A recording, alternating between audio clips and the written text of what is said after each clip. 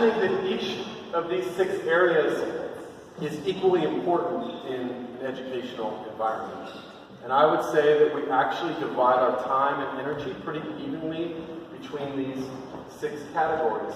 So when I think of academics, I think of the skills that it takes to succeed in school, work, or a project, right? Not my project, although maybe the classes here start with teachers' projects and ideas of, let's say, what U.S. history would look like. But ultimately, we're trying to build the skills and habits that allow students to actualize their own project, whatever their own small or large project might be. So when I think of academics, it's really about developing a skill set that allows you to create the life that ultimately you want to create on your own. And you think maybe intellect is just like academics. I would say the two things are very different. Academics is a very particular skill set that allows you to achieve success in high school, maybe college, maybe work, maybe projects, right? Those things involve timeliness, diligence, initiative, follow through. And then this intellectual part of our being is the ability to think, analyze, reflect, and create. And this may or may not be related to academics. Some of the most amazing moments that I've had that are very intellectual maybe have nothing to do with school. For instance, on Friday, we went to one of the activities that we did in spiritual seminars. We went to a Catholic Mass at the Basilica downtown. None of the students have ever been to a Catholic Mass.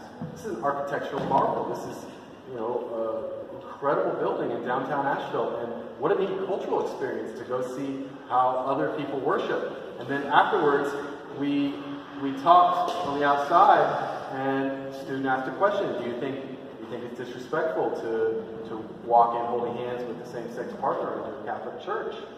And we had a really interesting intellectual conversation about that, because that's an interesting question, right? So there are always opportunities to develop our capacity to think critically about what's going on in the world. And ultimately, these intellectual activities help us apply to our life here and now, right?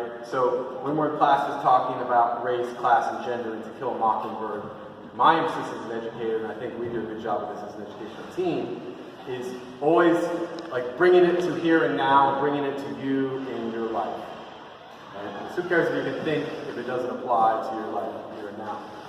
These two here, emotional and social, to me these are really the centerpiece of a high school experience, and they are absolutely crucial to develop social intelligence and emotional intelligence in terms of living a fulfilling life. You ask me which one of these may be most important for most of us in terms of a sense of belonging, a sense of feeling fulfillment in our lives.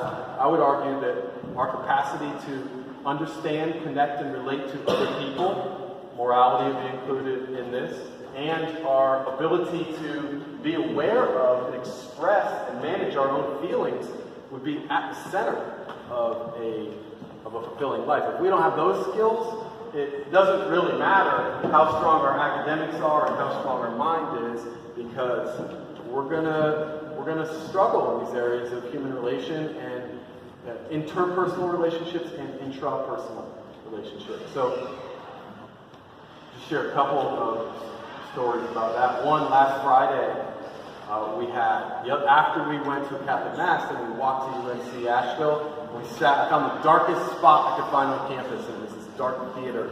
And we sat around in a circle, and we had opened what we call an ex-council meeting, which are these confidential private spaces to share. And in that, I threw out an opening question. The question was, what is the greatest challenge that you're going through that you're willing to share with this group right now? And to see this group of 7 teenagers that were there for that circle, to experience their ability to articulate the challenges they were going through out loud. Some of them, maybe this was the first time they had said anything about this thing they were going through. And then to hear them listen to one another, and to then note that, hey, what we're doing right now is called active listening. right? And this ability to listen to another human being deeply and put your own thing aside for a moment is an enormously powerful thing. The gift of your presence is probably the greatest gift or present you could give to another person. So that was the best moment of my entire week, was spending an hour and a half with these students talking about the issues that were real in their life. And then I shared mine, because I also have to model these things, and shared what the vulnerability that I have, which was like, hey, I'm overwhelmed. School's a little overwhelming for right now. Physical part, so we start our mornings with a workout at the YMCA, and I love it. I think it's the best way to start a day, probably for anyone, but particularly for teenagers. You know, they're always going through all this stuff's in their head of self-worth and confidence and not sleeping, the body's changing, and emotional things, and what better antidote to that than to get up and move your body, right? Get into your body, right? Feel your muscles work, feel your lungs work. And so I believe that if we challenge students physically in the morning, invite them to work out, and then we feed their spirit, which I'll go into in just a second, then we're ready to engage these academic and intellectual pieces. So my favorite part of our workouts are when the students collapse. And our workout instructors, Shalene is great at this, and two that we have at the Y, Jesse and Seth, and they say, this is where you build mental toughness right here. And the mental toughness that you build right here in this workout is the same mental toughness that you will need when you are stuck on a math problem. They're identical. Because it's not your body telling you to quit, it's your mind. It's the same thing that happens when you get stuck in your homework.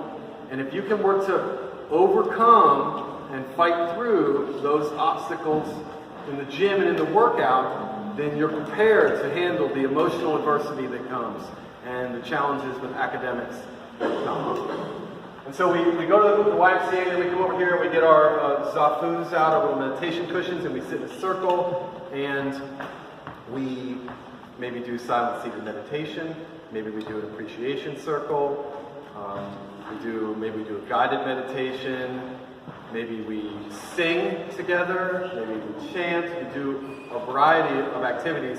And probably my favorite moments of Morning Circle, and my favorite moments of this kind of spiritual practice here, and this cultivation of the spiritual aspect of our being, are when we do Shavasana. Like this morning we did a Shavasana, means corpse pose in Sanskrit. And these teenagers are restless in their bodies, right? Rarely would you see a group of teenagers like still for more than 10 seconds at a time, right? They're moving, fidgeting.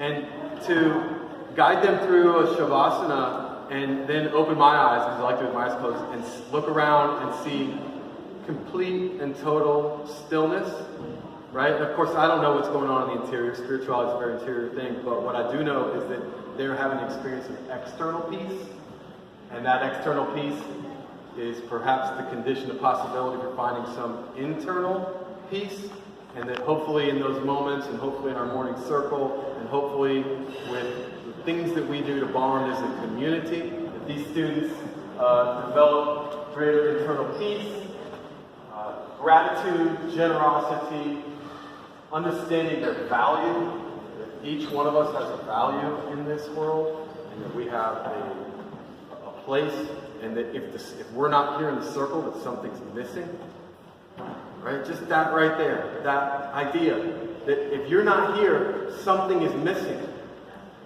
And the students are like, what do you mean? If I'm not here, it's better. It's better if I'm not here. It's better for everyone else. No, when you're not here, there's something missing.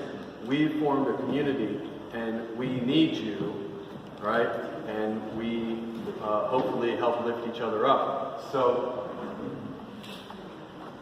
these practices hopefully infuse all the aspects of our life. And you notice the word create is in there under spirituality, because I think that this creative impulse that we have, it really infuses all of these. And if we focus on these things right here, that the creative impulse within each one of the students will emerge.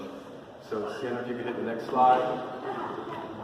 So every day we perspire at the gym, the kitchen, the classroom, and the community. Every day we respire with intention, cultivate peace and vitality, and every day we inspire each other to aspire high.